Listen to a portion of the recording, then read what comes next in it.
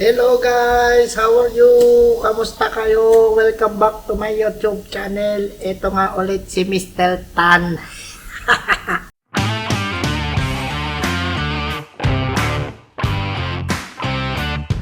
So ayun guys, tayo luto ng ating ulam kasi ate request si Kimberly Palayaw ng ating subscriber. So gusto niya luto tayo ng papaitan na wala pait. What?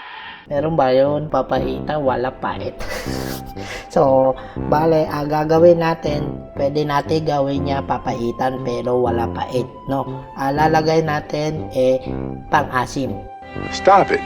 So himbis na pait yung lalagay natin pang-asim, no? Sakto to, medyo masakit tuhod ko tsaka gout ko. Okay lang yan, basta request ng ating subscriber, okay tayo dyan. Okay. So guys, meron tayo dito gamot sa gout. Ito tuwalya lang baka. So wala dito tuwalya baboy, bawal kasi sa katal. So meron tayo dito bili tuwalya baka at saka lagyan natin kote baka, no? Tapos gagawin natin, naghihiwala tayo ingredients. Meron na tayo dito bawang, luya at sibuyas. Ang ating ilalagay sa cup, yan, patis, paminta at saka asin lang. So meron din tayong pang-asim. So sabi ko sa iyo Kailira, hindi tayo lalagay pait, lalagay tayo asim, no? Asim. So ayun guys, tayo na hiwa sibuyas, no? Kahit malalaki hiwa sibuyas wala problema, pero since papaitan ate luto, mas maganda maliliit hiwa sibuyas. Sibuyas magpapalasa sa ating lulutuin ngayon. So ayun nga pala ang title ng ating lulutuin, papaitan ni Mr. Tan na pwede rin pulutan. Ako ayaw talaga hiwa sibuyas kasi ako lagi iyak. Ako matapang tao pero dito sibuyas lagi ako iyak. Kaya ayaw ko talaga hiwa sibuyas. So guys, ito naman at tayo hiwa sibuyas tapos na, no? So medyo ako makamove on na kasi tapos na ako iyak. So dito naman tayo bawang hiwa. So mga bawang natin mga 7 lang, tapos maliliit ng hiwa. So ayun guys, tapos na tayo hiwa bawang at saka sibuyas. Ngayon hihiwa naman tayo luya. So paano pagtanggal ng balat na luya at tiktik yan? Ito, gaganyanin mo lang yung balat gamit kutsala, tapos maganda na pagbalat niyan. So hindi siya matatanggalan ng maraming laman. So balat lang talaga natanggal. Ayan ang technique, di ba? Ganda. So yun guys, ate hiwa luya, pero kung gusto nyo marami luya, mas maganda, mas malasa. Kung pansin nyo kayo, kain kalindilya na papaitan, wala halos laman, puro luya, di ba? So kasi yun magpapalasa din, no? Pero kaya nilalagay nila puro luya para maraming laman, kunyali. Pero puro luya lang, ganun. Ayun, ate hiwa na luya. So ganito hiwa ng luya, yo, parang mahahaba. Bakit mo hihiwa mahahaba? Kasi kapag itong hiwa mo maliliit, makakain mo, hindi mo malalaman na luya pala yung kinakain mo. Kasi yung laman mo, ito, maliliit lang din. So hindi mo siya mapapansin kung luya na ba nakakain mo. So ito nga palang tuwalya ng baka, pinalambot natin to 45 minutes. Napakalambot nito, pwede mo lang kainin, no? Kaso malang lasa matabang. Okay. So ayun guys, ito na ate ingredients, no? Mainit na din ate kalan, pwede na natin to lagyan mantika. So ito ate ingredients, sibuyas, luya, bawang, meron din tayo dito beef cube, tapos yung ating atay, hindi atay, tuwalya na baka at saka konting laman baka. Pwede na tayo gisa. So ayun guys, pwede na tayo gisa, no? Lalagay na tayo mantika muna, syempre. Kahit saan naman luto, una mantika. So ate gagamitin mantika yung used oil. So ito pinagprituhan ng manok, pinagprituhan ng tilapia, ng kahit ano-ano. Mas masarap to kasi malinam na, madami to lasa.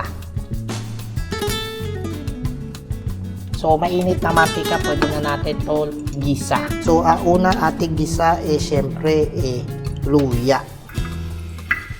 Kasi luya medyo matagal maluto yan. So kailangan muna gisa-gisa luya. So ayun guys, pag medyo okay na ating luya, pwede na natin lagay sibuyas. Yung iba inuuna bawang, pero sa akin inuuna ko sibuyas kasi bawang abilis masunog. Medyo matagal maluto sibuyas kaya ako una sibuyas. So ayun guys, medyo okay na ating sibuyas at saka luya. Pwede na natin ilagay ating bawang. Yan. So tapos konti gisa-gisa lang yan. Tapos pwede mo na lagay ating sahog. So ayun guys, medyo umaamoy na ating ginigisa. Okay na bawang, sibuyas at saka luya. Pwede mo na lagay ating baka. So pwede mo na yung pagsaluhin kasi malambot na talaga yan. Pinakuluan ko tong ating tuwalya ng baka na 45 minutes. So, napakalambot natin to. Baka nga malusaw na to kapag sobra sa luto. So, hahalo-haluin mo lang yan siyang ganyan. So, kailangan mo lang siya mahalo para yung lasa ng ginisang luya, sibuyas at saka bawang mahalo doon sa ating laman. So, since malambot na ito ating baka, pwede na natin lagyan tubig. Yan. Medyo malami ating lagay tubig. So ganyan na itsura ating papaitan. So pwede mo na lagyan ng ating beef cube, tapos lagyan mo na siya konti asin. Konti lang. Bakit konti lang lagay asin? Kasi meron tayo lalagay patis. Patis papalasa dyan sa ating papaitan.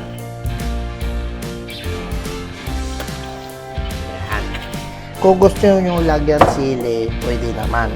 Lagyan nyo sili, tapos sili haba, pwede naman. Pero ako wala ako sili, kaya hindi na ako lagay sili.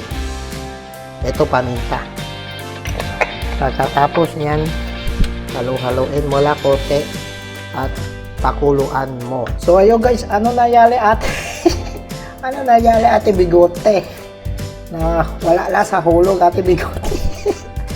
Ngayon maghuhugas muna tayo bago tayo magluto kasi nagpapakulo pa naman tayo na ating papaitan. Pwede na tayo hugas prato. Yan o, dami. So ayun guys, titingnan na natin ating luto. Medyo kumukulo na ating papaitan. So titikman na natin to. Pero para maraming sabaw. Napalami ata aking lagay sabaw. Titikman lang natin kung ano lasa.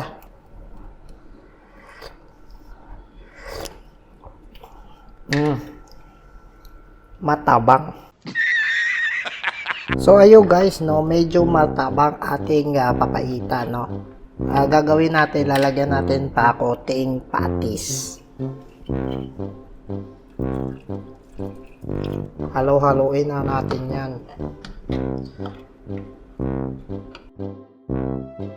So guys, tikman na natin ulit.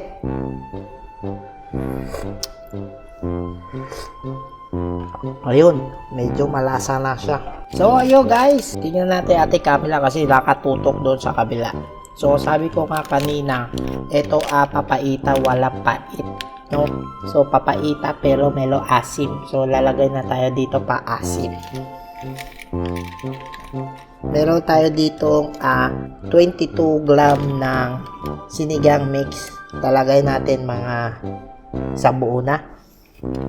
Kasi maliit lang naman to. Yan. Palang yung kalahati lo, bili-bili yung isang buong sinigang mix. Ganito lang kaliit. Tapos haluin na natin to. Mamaya, hantayin na lang natin kumulo. Tapos tikman ulit natin kung ano lasa. So, ayo guys. Siguro okay na to. No? Kumukulo na. Titikman na natin kung ano lasa nito. Wala lang tayo dito sa bowl tapos tikman na lang natin.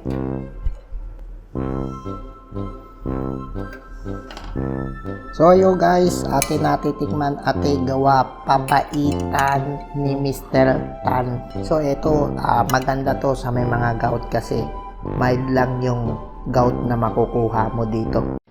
Mild lang yung kotik kilot na makukuha mo sa tuhod kasi kasahog lalito tuwalya.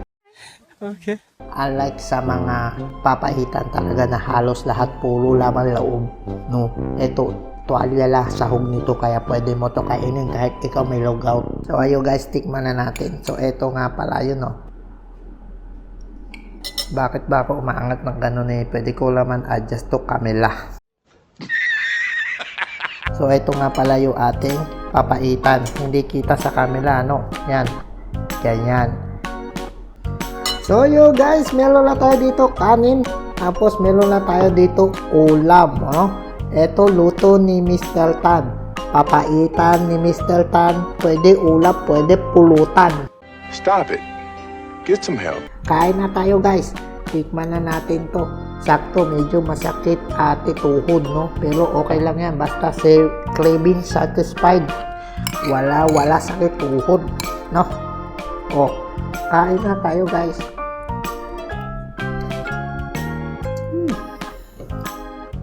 Wala pait pero melo asin. Sarap.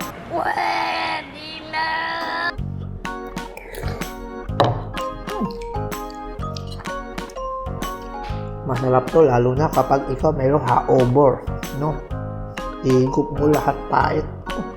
Sarap. Ito, tuwalya.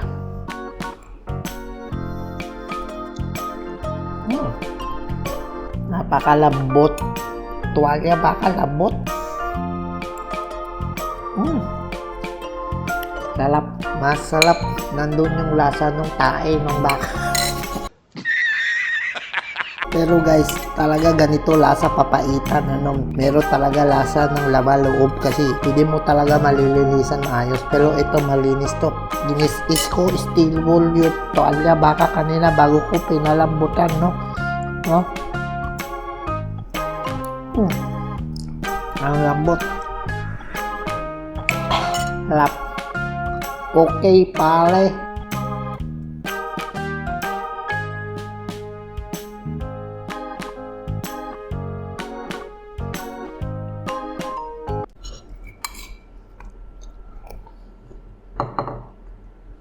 Ayoko na.